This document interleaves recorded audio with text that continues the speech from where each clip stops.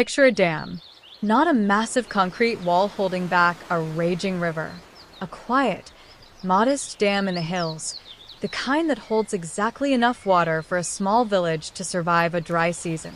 Built carefully, built to last. Now, picture 7 tiny cracks in that dam. Not one big break. 7 small ones. Each one no wider than a finger. Each one, on its own, looks harmless. Ignorable. The kind of thing you tell yourself you'll fix later, when you have more time, when things settle down. But water doesn't wait. Water finds every crack, every morning, without fail. And by the time the dry season arrives, when you actually need what was stored, the reservoir is almost empty. Not because the dam failed dramatically, because 7 small things were never sealed. Your budget is that dam. And most people are walking around with 7 cracks they've named something else. Convenience. Treating myself. I'll deal with this next month. Japanese women, particularly those who follow the quiet financial philosophy passed down through households for over a century, have a different name for all 7. They call each one a leak, and they seal them before the season ever turns. Today we're going to find every single crack, what it costs you, why it keeps reopening, and the specific Japanese principle that finally closes it for good. Stay until the 7th one. That's the crack nobody talks about, and it's probably the most expensive thing in your budget right now. Crack number 1. The subscriptions you've stopped noticing. Somewhere in your bank statement, there is a charge from a service you haven't opened in 4 months. You know this. On some level, you've always known this. But it's small enough that it never quite rises to the top of the pile, and so it keeps renewing, month after month, with the quiet patience of something that knows you've forgotten it exists. In Japan, there is a word that captures the feeling of this exact moment, madanai. It translates roughly as what a waste, but the emotional weight behind it is much heavier than that. It's the specific ache of watching something valuable drain away for no reason, of knowing better, and doing nothing anyway. Madanai is not about guilt. It's about attention. And subscriptions are the single most efficient way of making sure you never pay attention to where your money goes. A streaming service you watch twice a year. A wellness app you downloaded during a hopeful January. A cloud storage plan you upgraded because deleting photos felt hard that afternoon. Each one feels reasonable in isolation. Together, they form a slow, invisible drain that Japanese household managers treat as completely unacceptable, not because the individual amounts are catastrophic, but because paying for nothing is the fastest way to teach your brain that money doesn't matter. The seal. Once a month, open your statements and find every subscription. Ask one question. Did I open this in the last 30 days? If the answer is no, it leaves. This is Dan Sherry applied directly to your bank account. Refuse what no longer serves, dispose of what has overstayed its welcome, and separate your spending from the habit of unconscious accumulation. Crack number 2. The impulse that arrived before the thought did. You saw it. You wanted it. 3 taps later, it was ordered. By the time it arrived, you'd already half forgotten why you needed it so urgently. It sat in the corner of the room for 2 weeks before you used it once. You'll definitely use it more soon. This is the impulse purchase, and it is not a character flaw. It is the intended result of billions of dollars spent engineering your purchasing environment to move faster than your decision-making brain can keep up with. One-click checkout. Only 3 left. A countdown timer. These are not conveniences. They are carefully designed gaps between wanting and thinking. The Kikibo tradition addresses this with something almost counterintuitively simple, a wish list. When you see something you want that isn't a survival need, you write it down and you wait. Not forever. 30 days. At the end of 30 days, you look at the list again and ask yourself a single honest question. Do I still want this with the same intensity, or was I just bored, tired, anxious, or overstimulated the day I found it? Most items on the list will have answered the question themselves by then. The urgency will have quietly dissolved, the way urgency almost always does when you don't feed it immediately. And the ones that remain, The ones you still want with the same calm certainty 30 days later. Those are the purchases worth making. Not because you earned them, because they were real. Crack number 3. The debt that feels normal because everyone has it. Credit card debt has become so common in consumer culture that it has stopped feeling like a problem and started feeling like a condition, like weather. Something that exists, that everyone manages, that has no real alternative. Japan has a different relationship with this particular weather. The country maintains one of the highest household savings rates among developed economies and one of the lowest consumer debt rates. This is not accidental. It is the direct result of a cultural posture toward borrowed money that is almost antithetical to the Western model. In Japanese tradition, gammon, the quiet practice of self-restraint, of enduring difficulty without complaint and without reaching for relief that belongs to tomorrow, runs directly counter to the idea of spending future money on present comfort. The crack in this context isn't the credit card itself. It's the balance that carries. The interest that runs silently in the background, month after month, taxing every future dollar you earn on behalf of a meal you ate, a thing you bought, a version of yourself that no longer exists. You're paying for the past. And as long as that payment continues, the future stays a little further away than it should be. The seal. No balance carries past the month it was made. Use the card for the convenience. Pay it in full before the cycle closes. If that isn't possible with what you currently earn, then the card is telling you something about a gap between your income and your spending that no interest rate can fix for you. Crack number 4. The performance your bank account keeps funding. If any of this is landing, drop a number in the comments that matches the crack you're currently living with. I want to know which one found you today. There is a version of spending that has nothing to do with the object being purchased and everything to do with the audience watching. The handbag that signals success. The holiday photos that prove a life well lived. The renovation that makes the house look the way a house is supposed to look when someone like you lives in it. This is status spending. And it is the most expensive thing in most budgets, not because any single purchase is catastrophic, but because it has no natural ceiling. There is always a larger audience to impress. Always a newer benchmark. Always another thing that the people you're performing for already have, which means the performance never ends and the funding requirement never stops growing.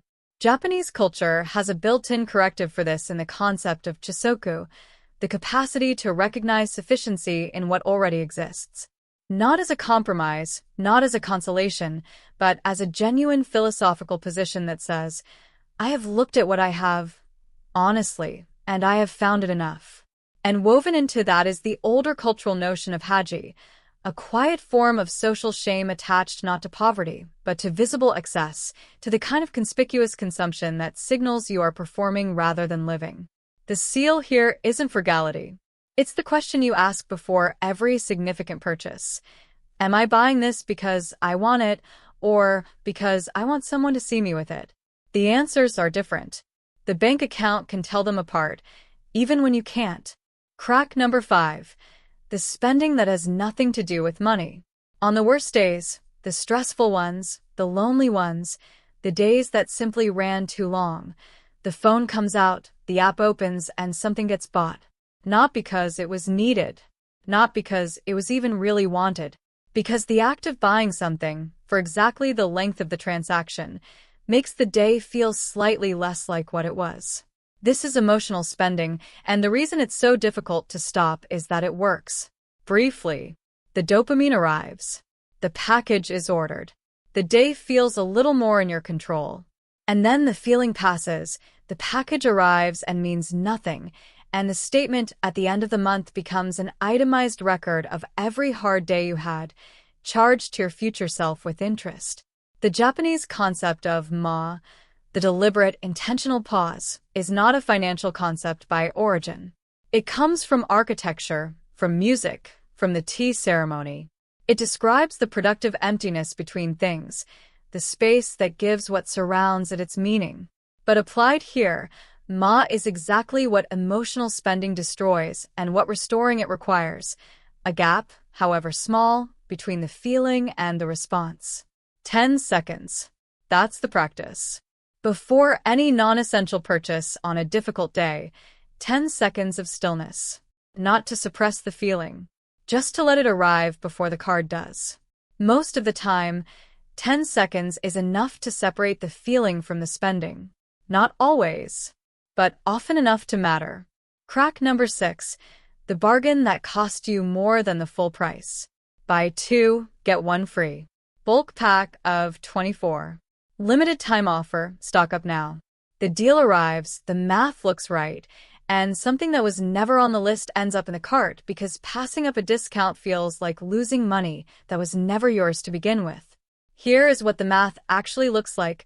A product bought in bulk that goes unused, expires, or gets thrown away cost exactly 100% more than the thing you actually needed, which was nothing.